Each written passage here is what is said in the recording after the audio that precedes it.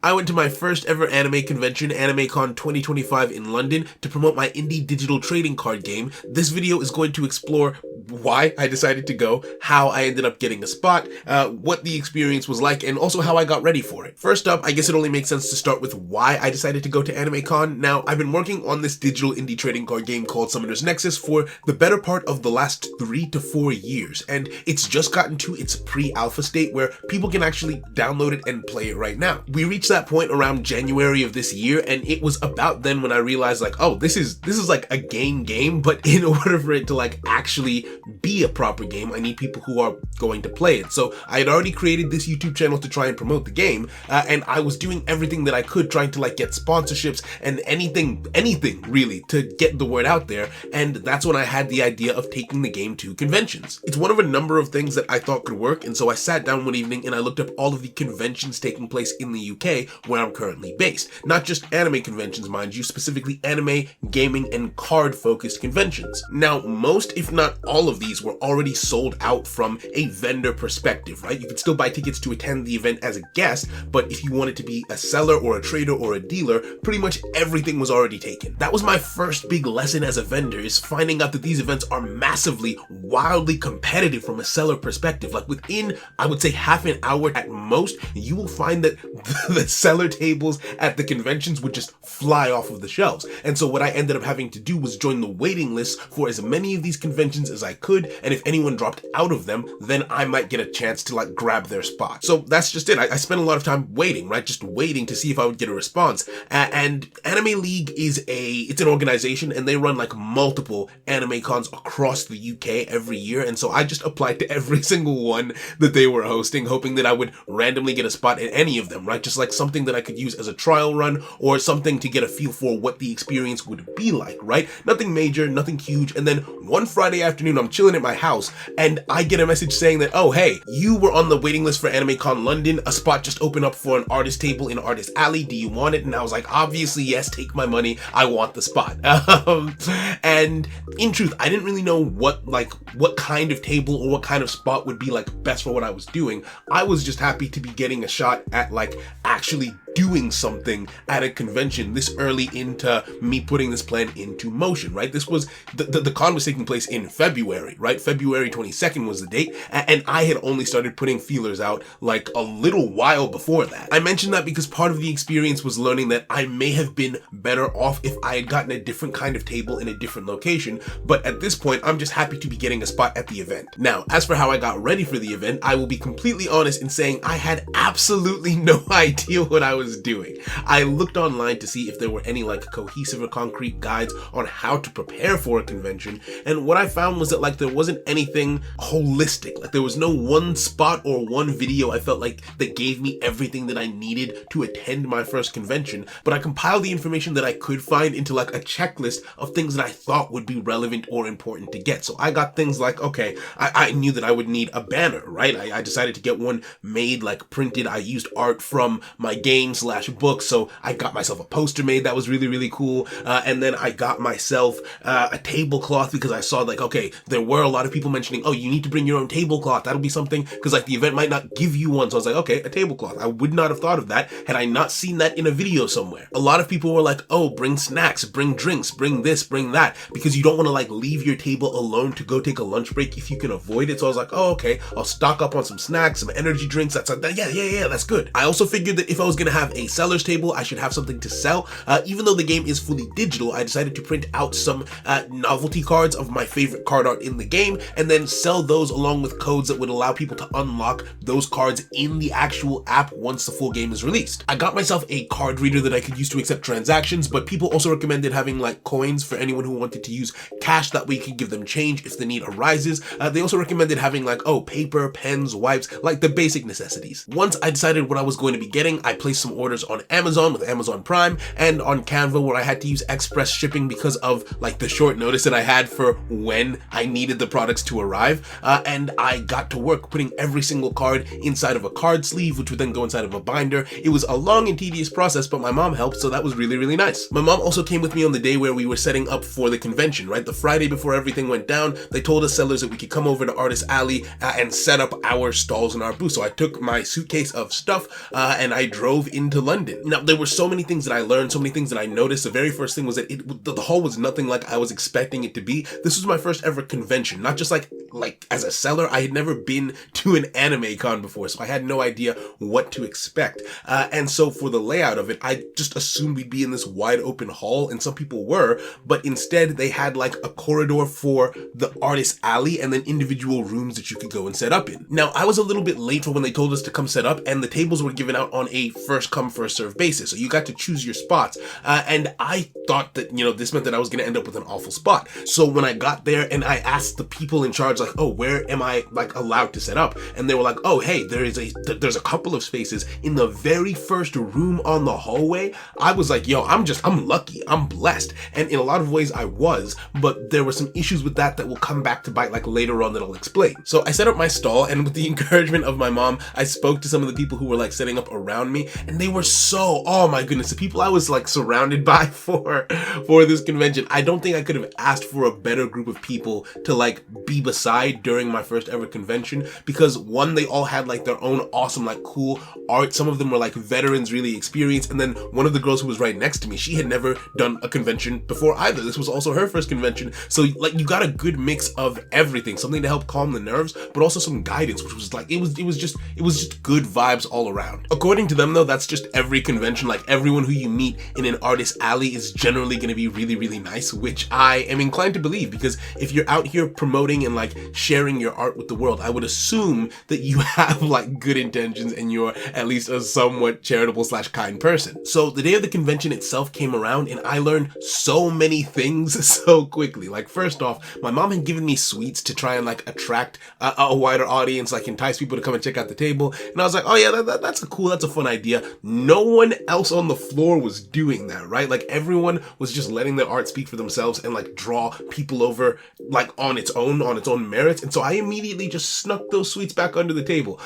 She definitely meant well. That's not like a slight against my mom. She was trying to help, and I thought it was a good idea as well. It's just as soon as I was on ground, it felt like as from beginning to end, I had a notepad. I was taking notes. I was just learning the entire time. Like case in point, I was really happy with my display. I was proud of it. But looking left and looking right, like there is so much more space that I could have used. When I was told that I had a 4-foot table, I was like, okay, yeah, 4 feet. That's not a lot of space. I can fit maybe an iPad for a display. I can fit, maybe a binder with some cards, and that's it. And then when I got there, the people who I was like beside, they had built vertically. They had gotten things to allow them to build vertically up on that space, adding like shelves of extra like display space, which was so cool. And I know it seems so simple, like, oh, build vertically, but it genuinely did not even occur to me that was a possibility. And so I took note of that. There was also like the fact that some people were like fully behind those big displays. And then it dawned on me like, oh yeah, people are here for your art. It doesn't matter if they can see your face necessarily. Like, yes, a warm smile is helpful. It draws people in, but at the end of the day, it is the art that is the main thing that people were there for. And so like a lot of the sellers were not afraid to just like fully be hidden behind their booths, and then only really like come up and come forward when or if someone was drawn to their stall. I also very quickly learned that the room that I was in was a double-edged sword. This is sort of what I was talking about, in that when you come into the hall, there's a rotating one-way traffic system, right? Imagine that the entire hall is one big rectangle. You come in from one end of the rectangle, you go around the entire thing, and then come out at the other end. And so they are trying to push the traffic like along. My door, like our room, was the very first room that you would see if you entered into the hall. But because of the flow of that one-way traffic, there were quite a few instances where like the pressure of the traffic itself pushes people past our room before they ever like actually break in to the hall proper.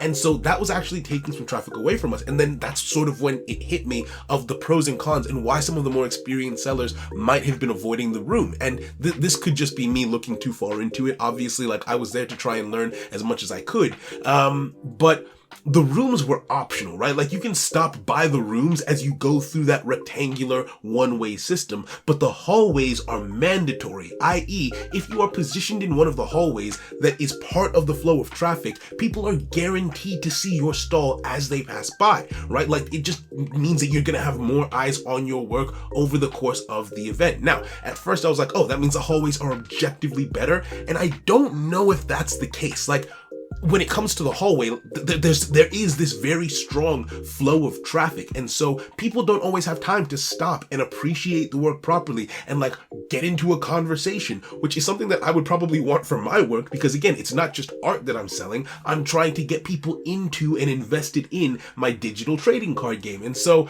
I wish I had come to like a firm conclusion as to which would be better. I very much liked the room that I was in. I liked the environment that we had. I might try a convention where I'm in like a more hallway based position if there's a one-way traffic system and like compare and contrast. But for right now, I do still think that I'm leaning more towards having the space in a room. That way you have like your own hub. It's a little bit more cozy, which I did really like. Speaking of that heavy flow of traffic, there are two more things that I learned. One, there are pros and cons to having really busy neighbors, and two, people do not have that much time to spend on your stall in particular. Now, for the first one, the people next to me, like I said, were amazing. Like the girl on my right, she sold so much. Like if someone came into the room based on where she was positioned, like they would definitely see her stall, and they're like, I don't know how to explain it without, I'm sure I have an image of it that will be on the screen at some point, but like the display was very visually appealing, and so she had a lot of traffic coming her way,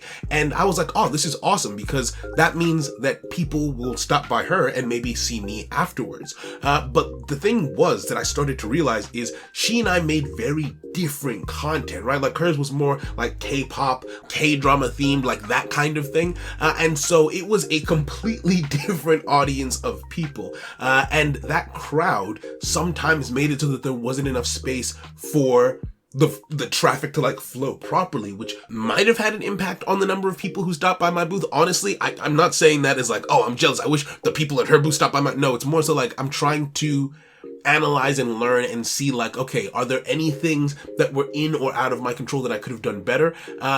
I don't know if that's something that you could necessarily control when going to a convention, is like seeing if there are people who make similar content to yours and trying to position yourself near them, right? So that way, like, let's say there was a room where everyone was selling like, I don't know, specifically anime themed or anime like memorabilia. I mean, it's Anime Con, so I'm sure there was a room like that, but, you sort of get my idea. Is maybe if I was more aligned with the people who I was next to, the crowds that were drawn in might be more inclined to be beneficial to everyone at once. But I don't really know how or if you could plan that unless you are specifically going to conventions with friends like that you've planned to go and do that with. Also, like I'm saying all of this, I loved being around these people. And so I kind of do like how colorful and unique the vibe of the room was because of everything that we had going on that was different from each other. So this one really is a toss-up. As for the other one, when it comes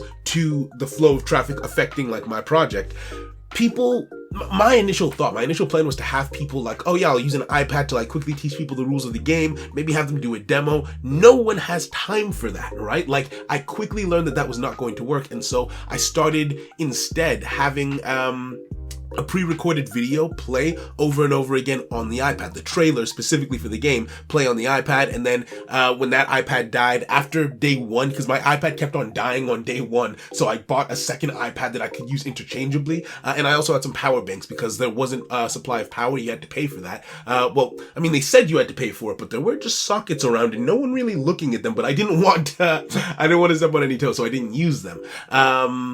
But yeah, what I ended up using those iPads for was instead to just be a display to draw people in, and then as quickly as I could, just by word of mouth, explaining how the process worked to play the game, or to just download it and join the community and find out more later when they have more time and they're not in the middle of like the full AnimeCon experience. This brings me full circle to the main point that started all of this. I'm super grateful to have gotten a spot at AnimeCon, but at the same time, I don't think that if I were to go back, I would aim for a spot in Artist Alley, because a lot of what I've been talking about is the art, the look, the vibe, but I'm there to sell a game, right? And while it was an anime and gaming convention, I was in the section designated for artists. And so people there are there to peruse art, right? Like my core audience, the gaming audience, would be stationed somewhere else. I later learned that there was a TCG and tabletop room at the convention, and I did some digging, did some investigation, and it's possible to actually have a booth set up there. And what they advise is that if I'm going back, I should try and see if I can get in touch with the organizers of AnimeCon and ask if I can have a booth in there specifically instead. That way I'm more likely to see people who are more likely to be interested in seeing me. There are so many other things that I learned that I would love to share, but this video is already like around 15 minutes long, and that is the brunt of it. Like that's the bulk of what I wanted to convey. And just like, this was an amazing experience. Oh my goodness. I went in not expecting to make any sales, but we made like a healthy enough amount, more than enough to pay for parking, which was insane, by the way. I spent like 60 pounds on parking. I didn't realize that most people just took the train into the convention. I'm probably going to do that next time. So that was its own thing. But yeah, all in all, I'm really, really happy with the experience of AnimeCon. I'm looking forward to doing more conventions. I started applying to like a bunch after this, specifically card gaming conventions. And we've already been approved. Like we're going to be at some this year, which is awesome. So subscribe to see how those go. Join the Discord if you're interested in checking out the Summoners Nexus TCG, or check out the website where you can download it now on Apple and Android devices. Thank you very much for watching, and have a wonderful day. Take care.